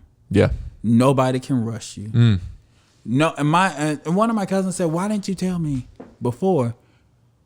I would have loved you either way." I said, "Because I wasn't ready with myself. It's not on your time; it's on my time." Yeah. So when it was my time, I busted out that thing, and I was like, "Here I am. Yeah. You either like it or leave it." Do you think that if you would have not lost the weight, if you would have not gone through this, because you've always been a very confident guy, but Absolutely. Arguably now you're probably a lot more confident in yourself, your physical ability. Obviously, if you were like in physical danger, you would now be able to respond. Oh, absolutely. Better. So there's probably a sliver of confidence from that. But would you have done it or come out if you had not gone through this kind of physical and mental metamorphosis? It definitely helped. I'll tell you that for sure. Yeah. My confidence has always been through the roof. Yeah. Always. Oh yeah. That's true. Now it's all the way past the stars. and I mean, it's just like, you know what? You can't tell me shit. So I'm finna come out here and tell you I'm bisexual. Fuck it. Yeah. You don't want to talk to me? See you, sucker. Because I got a lot of people in my life that care about me no matter what. Yeah. Unconditional. If someone left you that they call you a friend after you drop some news on them like that, they ain't your damn friend. Yeah. Unconditional friendship. That means under any condition, they're gonna always be there for you. And so that's who I choose.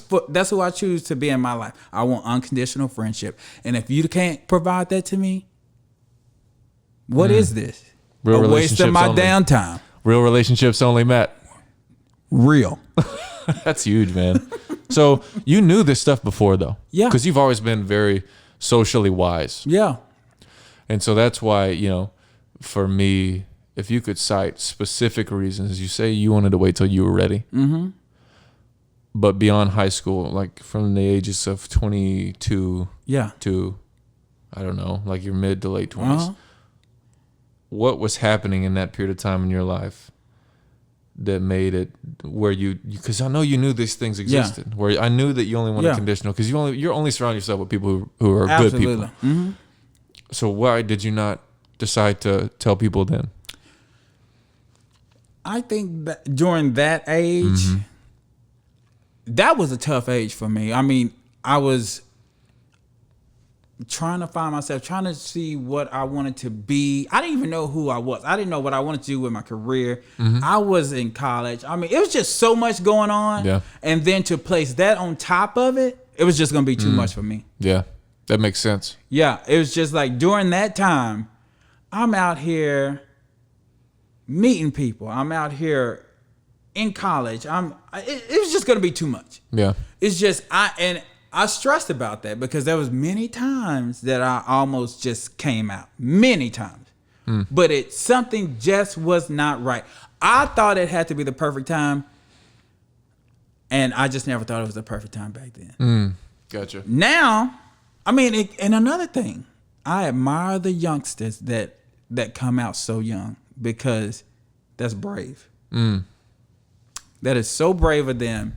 And I applaud every one of them because you take on a lot of shit when you come out, especially when you're young, because you're still in school. You can still be in high school. Or you can even be in junior high.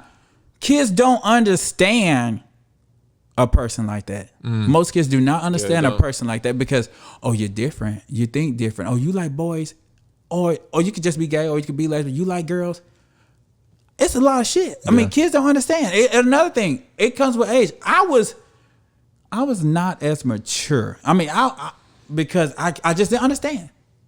I didn't understand. If I came out, I didn't understand how to deal with somebody coming at me. Yeah. Or not liking. Or not liking me. Someone that you care about, maybe disagreeing with. Right. So I wasn't as mature enough to deal with that. Now my brain, I mean, I can deal with mostly anything. Anybody comes at me with some negative shit, I mean, I can deal with it. Have you lost any relationships with people? I have not lost any relationships. But what my friend told me, he said, this is what you need to do. He said, everybody might say they agree with you, but you need to watch them and see if they act differently toward you. He said, anybody can say anything. He said, but you watch and you see how they act, how they move around you, and then you can tell if they were real or not. Yeah, that's true. Yeah. That's true. But also, you know, for some people, and people who know you should know. Oh, yeah. Right? Oh, yeah. And, I mean, or should have an idea. Like, for me, it was like, like, in my head, I'm like, bro, you can tell me. Like, there were times when I was like, if we're at lunch or something. Even if you would have said it, I wouldn't have told you. But it's also not my fucking job to tell you when to do that. Like, you can tell me whatever you want. You know what I mean? But I was just looking forward to it for you. Yeah. Because I can't relate to that at all. You know? Right. We talked about this, like, I only like chicks. You know, I don't think there's anything wrong with it. I think. Well, no, that is what. Yeah. I mean. In the entire animal kingdom, right? Yeah. Like, there are homosexual relationships in all species. Yeah. But, you know, you hear this derogatory comments made your whole life, this and that. But, you know, and when you meet if you know gay people, girls and both sexes, they're fucking great, normal people. Met you know what I mean? Most interesting homosexual, lesbian people, great people. Yeah. Some of the toughest people I ever met because they went through a lot. Yeah. I was fortunate. Yeah. A lot of them were not. With some of the stories that they told me about what happened to them in high school or in the workplace or in their families. Their families abandoned them. I can't imagine. Can you imagine you coming out trying to live your life and your whole family leaves you? It's such a crazy thing, and I feel like it's almost like me trying to understand fully, like, racism. Yeah. I can never fully understand. I can never fully understand the struggles you went through. Yeah. Or why you didn't. Right. But I can try to, like, you know, I can appreciate it, respect it. Wow. But yeah, I can't imagine doing that, and then also trying to, you know, hide. I mean, did you have to, like, hide your feelings toward people? How did you date? Like, what did you just? I didn't date much. Really? Yeah, you just stayed away from it. Yeah. I mean, because it was just too much. I was like, I would be dating a girl, and I'm looking at this guy over here too. Yeah. Crazy. So I just didn't do it. Yeah. I guess so. I mean, it would be tough. Yeah. Because you're having to deal with, I don't want people to know. Yeah. But if I don't want people to know, then I have to only date this spectrum of people that I'm attracted to. But I'm still going to be attracted to this spectrum of people. And this girl I'm dating might catch on that I, like this other. And, like, I don't want to disrespect a girl like that. Yeah. But now I'm up front. Yeah. This is me. I'm going to tell you right now. This is how I am. Yeah. It's a fucking Matt show. If you can, hey, if you can handle all this, come on with it. If you can't, keep it moving, baby, because I got people to see. Yeah. So this is so funny, Matt. I just had this existential moment. Yeah. Where I looked down at the mics for a second and it was red. Like I thought your mic was off this whole time. Is it on? But I can hear you. Yeah, it is. Okay. Like, oh my God. I just saw you in this moment just now. And so that everyone knows that's listening and watching this, you've always been this like bombastic. Even at 300 pounds. You damn right. He was the same guy, like flashy, flamboyant, like big personality Gucci, guy. Yeah. Fur coats in the summertime. When he was big. Yeah, big boy. You're the same guy. Driving a Cadillac. The only teenager driving a Cadillac in Wills Point, Texas, that was me. Yeah, Matt Bowman. Holding it down. But I feel like now, like your look matches more your personality. In As the my traditional friend sense. put it, he said, you were so confident before. He said, but I'm scared of your confidence now. Yeah. Yeah, people should be. But also, like, for you, like, you already know, you knew before the sky was the limit. Yeah. So you went through this. That's why this is like compounds how impressed I am on the transition that you made in the last year. Thank you. Because not only did you are coming out of dealing with this thing, this significant part of yourself that you have not been able to openly communicate about your whole life. Right. You're also dealing with weight, which have you dealt with weight issues your whole life? I was always thick or big. I wasn't always fat. Yeah. I was always a big boy. Like I was always broad and all of that. And I didn't do it. But as I got older, around 10th grade, no. Let me take that back. Around 8th grade, I was, the big boy. And so fat. And so I dealt with it. But it didn't bother me. Because I knew who I was. You just had supreme confidence. Matt Bowman confidence. It didn't matter. Hey, it don't matter. It is what it is. Yeah. One thing about it, you change the shit you can change. Yep. I can change me being fat. Yeah. That's true. You can definitely change that. So, I said, when I'm ready, I'll be ready. Yeah. And then you ain't going to be able to hold me. Yeah. Once I get to the place, like right now. Yeah. Watch out, everybody. Yeah, look out. As you see Matt driving down the road, be careful. Just give him some berth. Please do. give him extra lane. Because I will run your ass over and I don't even care. But you went through this. Like, so you hiding this fact about Matt your whole life. The first 30 years of your life. Yeah. Plus. And also dealing with weight for a long time. Yeah, I've been through a lot. And yeah, but dealing with all these things, and it's like all of this shit was just covering up who your personality never changed. No. And that was who Matt really was. And then all of these other things are like true Matt. Yeah. And now it's all here. And it's all present. It's a beautiful it's all present place and to visible. be in. It's a beautiful place to be in right now. I feel like people need more inspiring stories. And I think it's especially like on coming out as bisexual, because we live in this polarized world now. Yeah. Where everyone's got this opinion, and if you're bisexual, you have to vote a certain way. Right. No, if that's not. you're a certain race, you got to vote a certain way. Or if you grew up here, you've got to think this way. Or Now that shit gets you in trouble. What? If you think you gotta vote a certain way, or you gotta do something a certain way because of where you came from, no. Yeah. That is totally Isn't wrong. it broken? But all of the three things, all the other examples presented before that are also broken. Absolutely. Right? Because not enough people, but you're also very individual. You're very unique. And because of that, I think you probably have a unique perspective. Like, you probably don't feel any pressure to think or agree with people that you disagree with. I love right? doing that. I love talking to people who disagree with me, because I want to see your side too. Yeah. I want you to see my side, and I'm not going to argue with you. I just want to see where you're coming from. Yeah. Then I'm going to tell you where I'm coming from. Yeah. And then we're going to agree to disagree and move on. Yeah. Or find some common ground. Exactly. Right? I ain't going to try to change your mind. Yeah.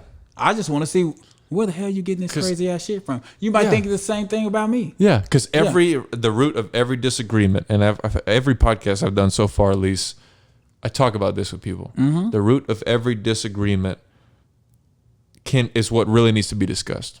And now, too often, people just know once they realize that they disagree with each other on a thing that's very polarizing, conversation stops. Yeah, that's it.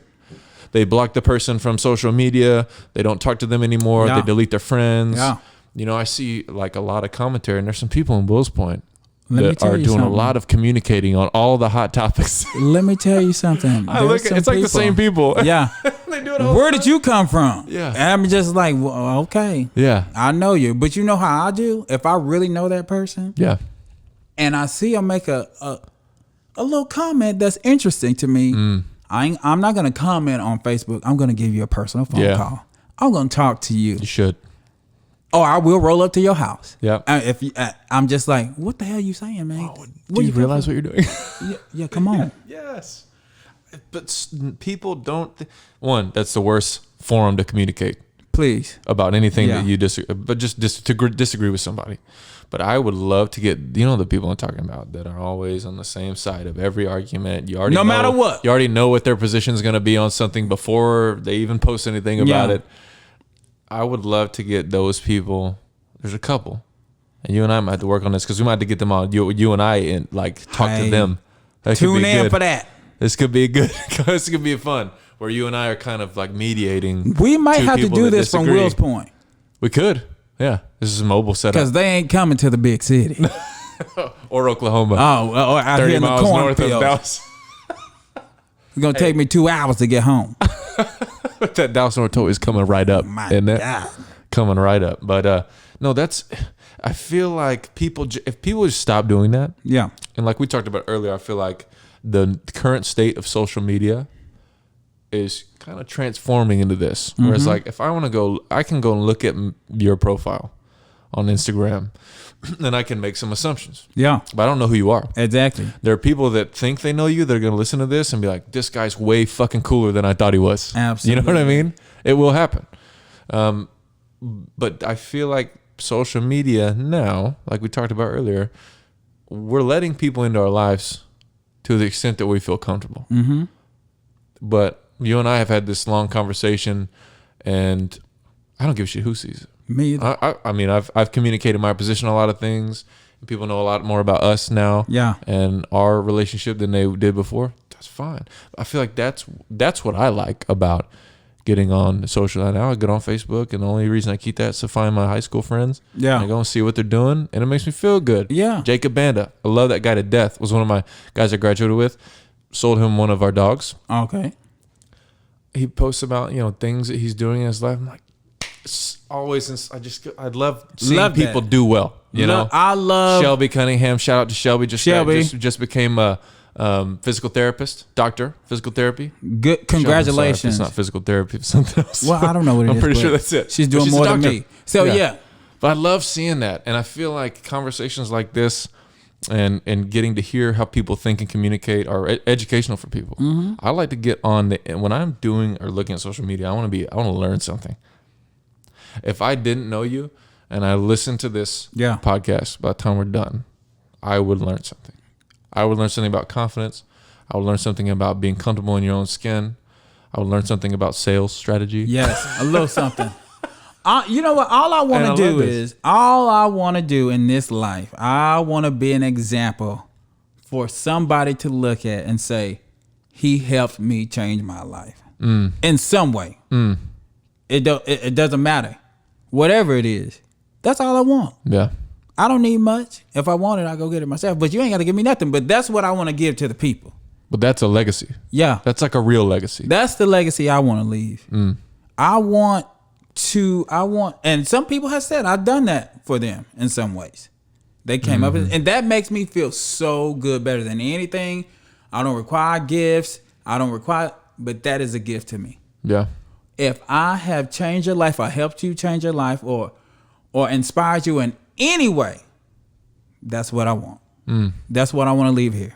And you've always kind of been that kind of guy, that like energy in the room. Like Matt walks in the room, boom, Surprise, motherfucker. I'm here. You already know who it is. You know I was coming before I hit the door. Yeah. But that's you've me. always been that guy. But now you have stories Yeah. that you can use that charisma Yes. to pump out and get people inspired. Yeah. Because you had that personality beforehand. You had the, hey, I'm Matt. Yeah. Like, you're going to love me. You know what I mean? And I'm going to love you. But now you've got the weight loss. Yeah.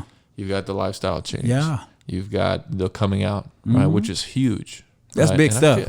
I feel like a lot of people, as it relates to this coming out thing, how can that become a better? How do we create an environment where people don't feel pressure to wait like that? Ooh. Just parenting, because that's my opinion on racism in general. Like, it's sometimes all the parents need parents to tell them to how to raise a bisexual kid or a gay kid or a lesbian kid, transgender kid, because they're there. But you know what? Our parents don't understand it, and it's not their fault. I mean, because it's just not how it was. And so they also need help. That's one part. They also need help. So the parents, if you identify it, like, maybe educate yourself a little bit. Here we go again. There's a lot of information out there. Google. YouTube. Google that shit. Google that. If you have questions, I mean, there's so much information, so many groups out there for parents only. Yeah. To interact with other parents that have already been through this stuff. And so I think it's up to the parents to educate yourself and try to understand that kid. That's your kid. Yeah. So, you made it. You made this, baby. So, I mean, you just got to deal with it. But also, I think us as a country, we go to different countries. It's just like whatever. Yeah. Like this, it is what it is. You're this way. It is what it is. Here in this country, especially where we came from. Yeah. It's tough. It's different. And then there are also some countries where they throw gay people off roofs. That's true. That's true. I like to see somebody trying to throw me off the roof. But very few of them. But no, you're right. I think the world is in this crazy, like, there's so much going on. There's so much such a variance between how different countries and parts of the world respond to socially progressive like behavior. Yeah, and a lot of people, they want to throw that Bible thing out there about being homosexual. I'll be like, listen, you cannot tell me what's in the Bible when you got so much dirt on your front porch and you ain't even swept that shit off and you trying to sweep mine. Get out of my business, because I ain't sleeping with you. So there you go. So come on with it. I said, who you sleeping with? Yeah. You want me to be all in your business? That's what I asked. That's a great point. Do you worry about that? Do you think about this? Because you grew up, did you listen? Go to church I all the thought time? about that. I thought about that real hard. Listen. The hardest thing was I prayed before I came out. I prayed not to be like this. I did not want to come. I did not want to be like this because it wasn't what I was used to. It wasn't what I thought was normal. And it may not be normal. I know it's not normal to a lot of people, but like I said, you can't tell me how to live my life. Yeah. You pray to not be like this. What do you mean? I prayed not to be bisexual. I prayed to only like girls. Did you really? Yeah. How long did you do that? Long time. It stressed me out. Why do you think that? Was it because you're raised in the church? Yeah. And as far as you understood, that was the wrong way to be. Right. Yeah. I mean, there's nothing you could do about it at the same time. I can't do shit about it. Yeah. It was ingrained in me. It's like in me. Yeah. It like flows through me like this blood flows through my veins. Yeah. You can't change what shit you like. Listen. What do you do? So it's just in me, man. That's it. That's deep. So you were praying to be straight, not be bisexual. Yeah. That's crazy. And at what point were you like, you know what? I'm gonna not be concerned about this. At the point, what did it take for you to get to that point? Because I still believe in God. There's a lot of stuff that I could not have done that I know God helped me with. Yeah. I didn't mean to get all religious on y'all, but I appreciate you for I don't hear it. Yeah, but I when I pray to not be like this, and I realize that I am the same person. The same person made me as who made everybody else. That's it. Then I knew I was gonna be all right. And you also know that you have this inherent desire Exactly. that was made. Exactly. It wasn't taught to you. No. You know what I mean? You were exposed to the same shit that I was when I grew up, but we like different things. Exactly. And it's totally everybody don't like the same thing in this life. But your creator made it that way. Exactly. Right? We're all different. So you think about that, but that's a great perspective to look through this, and I would love to get somebody, who is much more well versed in the Bible than me, Amen, on at some point to talk about that. Who someone maybe has a differing opinion, because there's two perspectives on this subject in the Bible, and that would be good if we could, you could do that. Really? Yeah. In general, what are the two perspectives? Or in summary, if you can even summarize. So one is about, and I'm gonna be real quick because I want to get down off in that. Homosexual is wrong. Homosexuality is wrong. Yeah. And there's one perspective is God loves everybody. Yeah. So which one is it?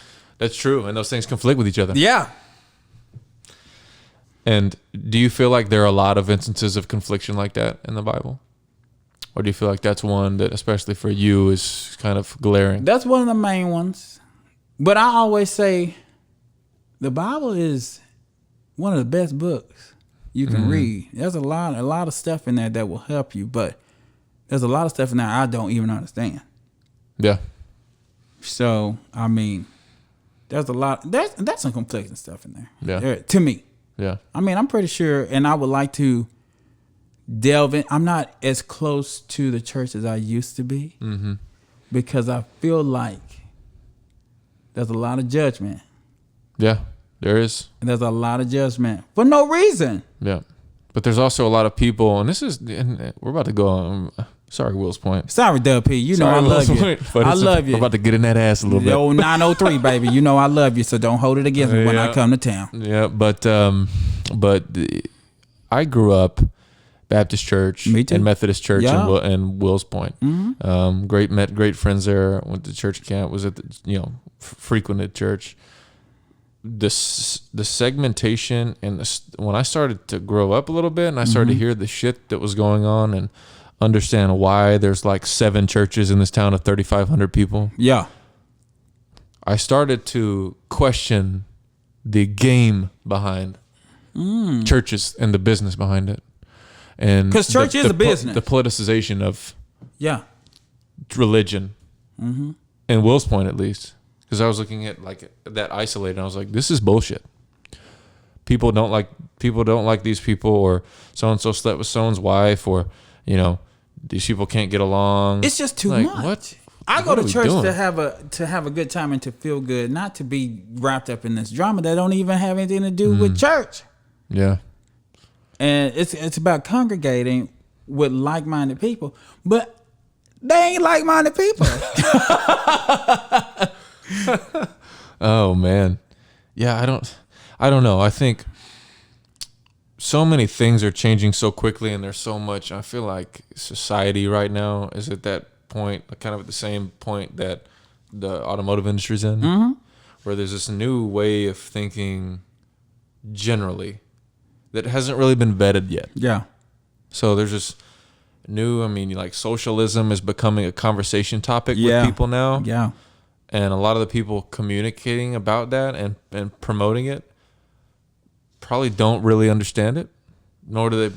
A lot of them are very young. A lot of them probably don't understand like capitalism and the free market as well, and the benefits and detriments to both of them. Socialism is crazy. If you're like a Matt Bowman, someone who's wants to go and attack like their life, and really create something, right? But that's kind of this new way of thinking, like this electric vehicle, right? is, I think, representative of that kind of culture right now. Like where we've got these hyper progressive people who probably don't represent a large portion of society. No. But I think most of us are like in the middle, somewhere leaning one side or the other. But they're the loudest. And that's what Tesla was. That's true. Not too long ago. That's true. That's what they were. And now guess what? All of these other companies are building electric vehicles. I mean, some of the companies try to buy Tesla. I mean, but not. But just the fact that that's a thing kind of scares me. The thing that because a lot of people have this doom and gloom outlook on the world. Oh, I know. But they also don't have enough people like Matt Bowman in their lives. I mean, I try to, because I'm not that doom and gloom person. Yeah, but there's not enough people communicating with people. Right. And people aren't building relationships. And people, like, you had to cut people out of your life that weren't helping you get better. Right. And this is one of the things, and no offense to people who do get the axe, because it's usually not intentional. But there are people who can't keep up. Or there are people who, because I'm big on giving people my time and giving people, my energy and trying to help people with whatever their ventures are. Yeah. But if they don't reciprocate it or they don't respect that, can't. I only have a certain amount of time in the day, and if I'm going to spend it with somebody that ain't giving it back, why? Yeah. So many people do that, though. I feel like so many relationships are based on bullshit. It is. And Jocelyn and Bailey were sitting where you're sitting now. We were talking several weeks ago, and they were talking about women in relationships. And a lot of times you have like your fun friends, and then you have your real friends. And fortunately, I've got very few fun friends. But you like live in the city now. Is that a thing you deal with, kind of? No, I'm not the kind of person that will just be because you wouldn't entertain it. No. Yeah. I'm only going to be with my real people. Yeah. Because my real people, we're going to have fun. Yep. Speaking of having fun, we got to get Trey and get the guys together soon. We got to get go him hit here. the town. We need to have Trey on the show. We do need to have Trey on the show. And it'd be the first time I talked to Trey in person in like years. That would be great. But shout out to Trey Spencer. Shout out to Trey Spencer. We love you, my brother. The Spencer family also has been in, I think it was probably founder of Will's Point. Yeah. All the hay bales. Yeah. All of them. Yeah. They probably at some point own all the land out there. Yeah. The Spencers and the Bowmans. Yeah. Well, that's another cool thing at Will's Point, man. Like families have been around for years. For and years. Years. Yeah. And we're all related. I'm probably your cousin. You are. Look at you. Yeah, for sure. Look just like me. If I spend a little more time with son, hey, we're going to get there. We're going to get to the dance. Yeah. But I think for people out there who don't know you or who maybe are seeing you go through these changes and just can't understand how you're able to get there. Mm-hmm. Like, what would you tell those people? Like, what's step one? What's step one? And it's here. Yeah. What do you have to do to your mind to convince yourself to change your life? So there comes a point, and I know it was in my life, but there comes a point in everybody's life where you need to figure out, when is it time to change? What you're doing right now. If you want to be better, you can't do the shit you used to do back in the day. You got to change it. So if there's something that you want to do it. If you want to change, I mean, I'm just saying, you cannot do old shit and think you're going to change. Definition of insanity. That's right. I thought I made that up, but it's already out there. But it's okay. I got that from somebody. But I mean, it's the truth though. It really is. I mean, I got to the point where it's like, you know what? I don't want to have high blood pressure no more. I don't want to have high cholesterol. I don't want to be in the closet anymore. I want to inspire somebody. I want to do it now. So I changed it. I started doing that. Yeah. And it's immediately started to inspire people. Immediately. And you start building a legacy. And that's it. Yeah. That's it. Build yourself a legacy. Leave something here that somebody's going to remember you by, because once they put the dirt on your ass, you might be forgot. So, yeah. People forget things quickly nowadays. They do. I mean, so I want to be the one that they remember. Yeah. Well, I think you're a super memorable guy, man. And I hope, I think people are going to listen to this and be like, I got to get to know Matt Bowman more. And you can. So how do we do that? So you know what? I would get my cell phone number out, but I ain't gonna do that. Don't do that. I ain't gonna do That's that. a terrible idea. Just look me up on Instagram. Matthew _ Bowman 05. I mean, it's 05.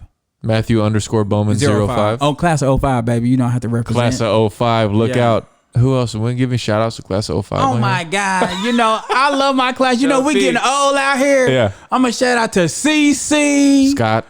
Scott is 07. Is he 07? Yeah, he's a young baby. Don't do that. Oh yeah. Sorry. Yeah. Skipping ahead. I'll let you That's how handle you this. that's how you know our town is small. You know where everybody graduated. I'll let you handle this. Yeah. CC. Yeah. CC, you know, who else? Only the people I like. No, I liked everybody in my class. I mean, there was only 165 of us. Who out there is going to listen to this and be like, you motherfucker, you didn't say my name. You know what? As we used to say, charge it to my mind and not my head. I mean, not my heart, because I do forget a lot of stuff. And I did drink a little bit today. And we had 1,000 calories put out this morning. That's right. On But what, you Katy know, Trail? my brother Grant Turner, that was my best friend back in. Dustin Sherman, Dustin. Graham Pearson, them my boys. Clay White, where you at? Michael Penny. All right. You know I love There it all is. y'all. There It's it is. coming back to me now. Those are the shout outs. Clay White, it's coming. Yeah, that's awesome, All of man. them. That's my road dogs. We still stick together today. Tell you what we should do. We should have like, because we were trying to schedule our class reunion this year, and then Corona happened. Me too, because I took over our class reunion because our last class reunion wasn't worth a shit. So I said, you know what? I'm gonna pay for the whole thing my damn self. And then Corona hit. I made a whole fucking page about it, and I was like, I'm finna throw us a damn party, and it's finna be a throwdown. Yeah. And then this damn fucking Corona shit hit, and I can't even do it. How about I'm talking can suck my ass. I'm saying. I mean, I was gonna have a DJ, food, everything. Y'all said y'all just bring y'all ass on, but hey, Yeah, it is what it is. that's no good. No. But we got Macy, Steve, and Tyler, and we met, and we're like getting everything together, and it boom happened. Anyways, but I feel like we need to have, because in Will's Point, class reunions should be inclusive of more than just 1 year. Okay. Because we're all so tight. This So is I feel true. like we need to have Now, you are one of the special ones that can cross over to any of the classes. Yeah, well, I like to, because I have friends from all eight, like Me too. from every age. Me too. Even the ones that came up behind me. I mean, I was still friends with and before me, but there's a few of us that could do that. Yeah. But that is a good idea though. Yeah, for the few of us that can do We can that. have a good old pasture party, a good old bonfire. Tell you what, in Will's Point, we know how to fight and party. That's right. Fight, party, and something else, but it makes children. Ooh, triple We F. ain't gonna do Triple that. F. Fight, party. Hello. Let's get real That's here. beautiful. We need t-shirts. Triple F. And what's that mean? Fight. Oh, That's not FPF. triple F. FPF. Fight, party, fuck. I don't know what I was thinking. Triple. That's okay. I had one or two of those Maker margaritas this morning. Shout out again to Glorious. I'll send you a second invoice for that Maker's margarita. I tell you what, that was a good thing. Anyways, dude, it was great to have you on here, man. You know what? This was an awesome conversation. I tell you what, it was a pleasure to be This here. is I fun. will be back. If the people want me, I will come back. Even if you don't, I'll still come back. Oh, you're coming back. I'll come back. We'll talk about something else. This is all about me. We'll talk about something else next time. They don't want to hear about me no That's more. beautiful. That's beautiful. These are Find me people on that- Instagram. I'll What's that Instagram accept one more it. time? What's that Instagram one more time? Matthew _ Bowman 05. Matthew Bowman, Matthew _ Bowman 05. Appreciate you being on, man. And Thank also, you. these conversations are conversations that I want to have. So if the people don't want it, and they will, they don't need to be concerned. Matthew loves the people. Because we're going to have you back on. All right. But hey, man, thank you. I got to catch that flight back to Dallas because it's so far out there. All right, that's enough talking shit about Salina. Hey, appreciate it, brother. Thank you. Let's sign it off. I grew up on the crime side, the New York Times side. Staying alive was no job, had second hands. Moms bounced on old